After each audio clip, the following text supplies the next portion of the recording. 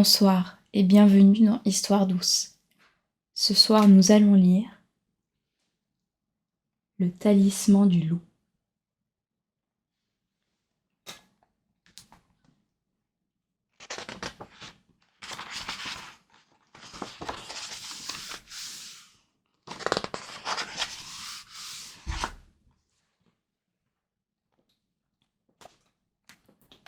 Loin, très loin dans le nord, s'étendait une forêt, sombre et oubliée. De vieux pins enchevêtrés protégeaient ces mystères. Au-dessus de leurs cimes se dressait une montagne, et de leurs branches enlacées montait un murmure sans fin. Dans cette forêt vivait un loup.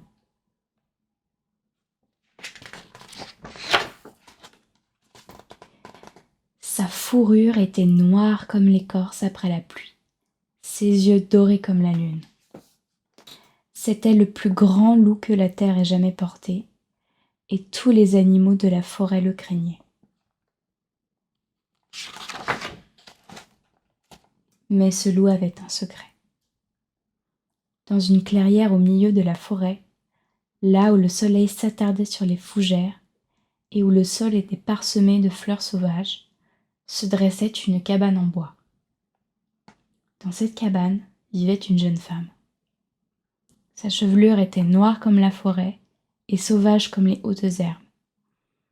Au fond de ses yeux d'ambre, le loup devinait une tendresse qui l'émouvait profondément.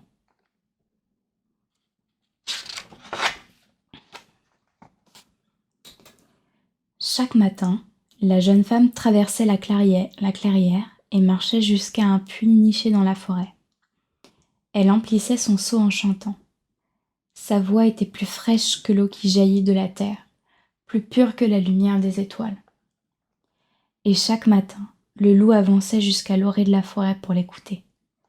Durant ces instants, le temps semblait s'arrêter et un rayon de soleil éclairait son cœur.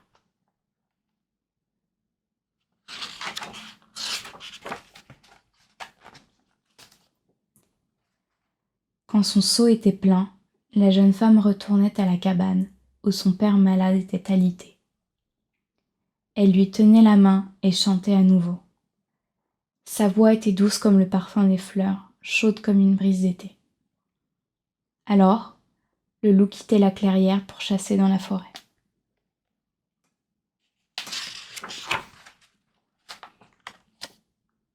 Mais un matin, la jeune femme ne vint pas au puits.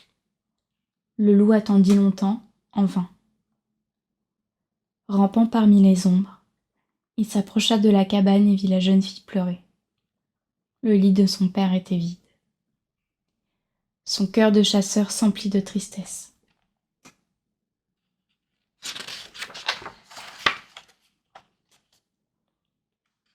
Les jours passèrent, mais il n'y avait plus ni chant ni musique dans la vie du loup. Il languissait d'entendre la jeune femme chanter à nouveau. Plus que tout, il rêvait de pouvoir lui parler.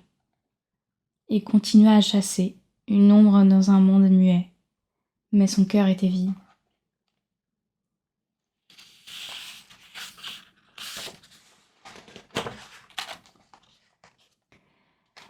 C'est alors qu'une nuit, au plus profond de la forêt, le loup captura un lapin. Il s'apprêtait à refermer ses mâchoires sur sa proie quand il entendit une voix. « Relâche-moi, dit celle-ci. En échange, je t'aiderai. Je connais ta peine. »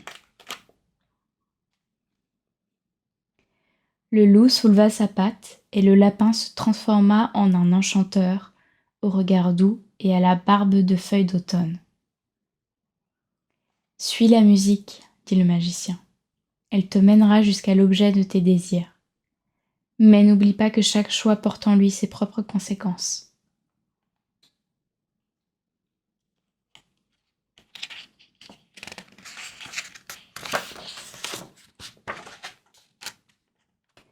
Le vent se leva, et le magicien disparut dans un tourbillon de feuilles rousses. Aussitôt, une étrange mélopée parvint aux oreilles du loup. Elle était différente des bruits habituels de la forêt. Le sautillement du mulot sur les feuilles, le hurlement de la chouette ou le crissement des griffes de l'écureuil sur l'écorce. C'était un chant triste et fragile. Le loup suivit la musique à la recherche de sa source.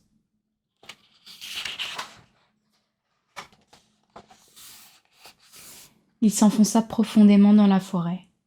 Plus il avançait, plus les arbres poussaient serrés, plus les ronces semblaient impénétrables. Il quitta son territoire et commença à gravir la montagne. Jamais le loup ne s'était aventuré si loin.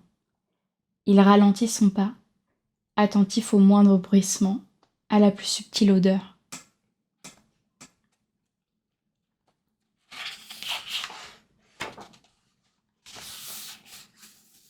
Soudain, alors que le loup approchait du sommet, une ombre immense passa sur lui, voilant le soleil. C'était Takila, l'aigle géante. Si le loup était le prince de la forêt, Aquila était la reine du ciel. Son bec était dur comme la roche, ses serres tranchantes comme des crocs. Le loup se figea. Il attendit toute la nuit en silence. Aux premières lueurs de l'aube, l'ombre passa à nouveau sur lui. Aquila partait à la chasse.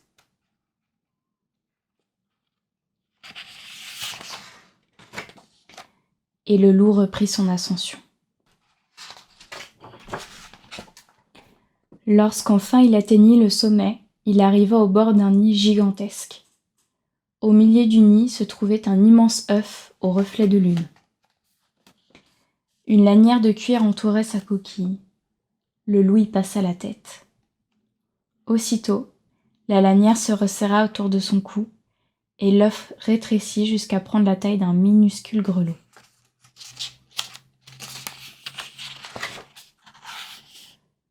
Le talisman tintait doucement, comme un écho de la musique qui l'avait guidé jusque-là.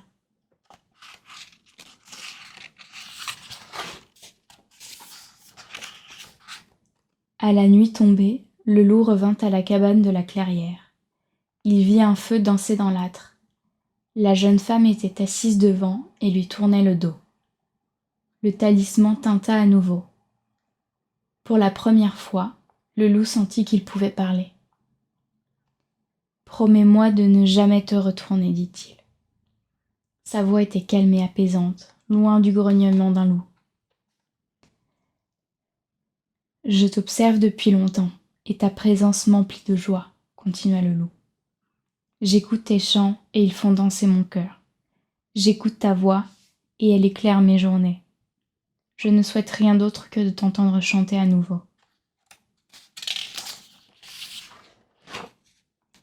La jeune femme ne se retourna pas.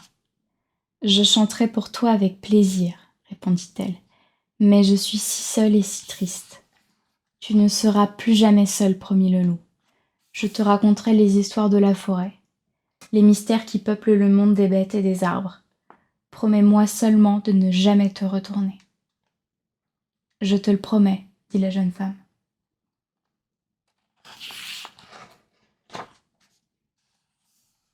Pendant 7 jours, le loup écouta la jeune femme chanter.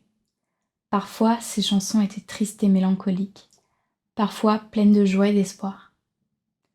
En retour, il lui conta les légendes de la forêt, le sorcier qui se changeait en chêne, la chouette qui avait volé si haut qu'elle avait capturé un éclat de lune. Dans chaque œil, le cerf à la couronne de bois qui avait autrefois été un prince. Il n'y avait qu'une histoire que le loup gardait secrète, celle de l'amulette qu'il portait autour du cou.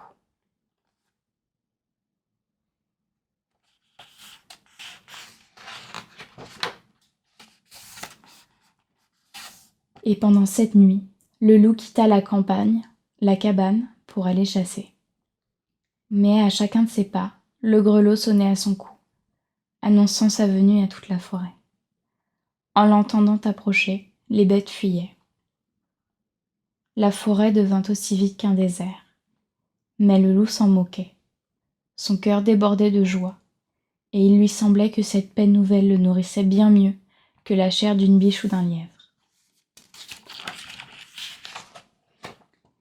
Et chaque jour, le loup devenait plus maigre.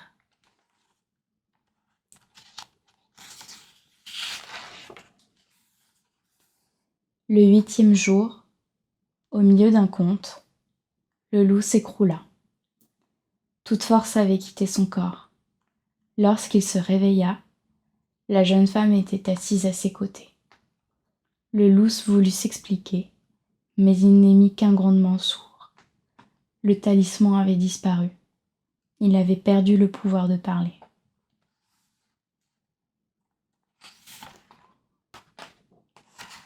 Il vit alors que la jeune femme portait l'amulette autour du cou et qu'un léger sourire éclairait son visage. Quand elle ouvrit la bouche, elle s'exprima dans la langue des loups. Un secret est plus léger lorsqu'on le porte à deux. Dans les yeux de la jeune femme brillait une infinie tendresse, et sa voix, mêlée à la musique du grelot, formait une mélodie enchanteresse.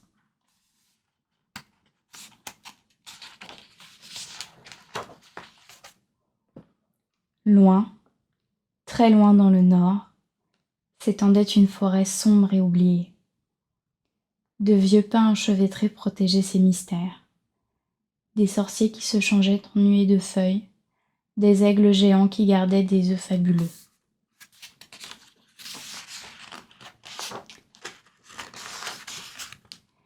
Et une jeune femme qui savait parler au loup.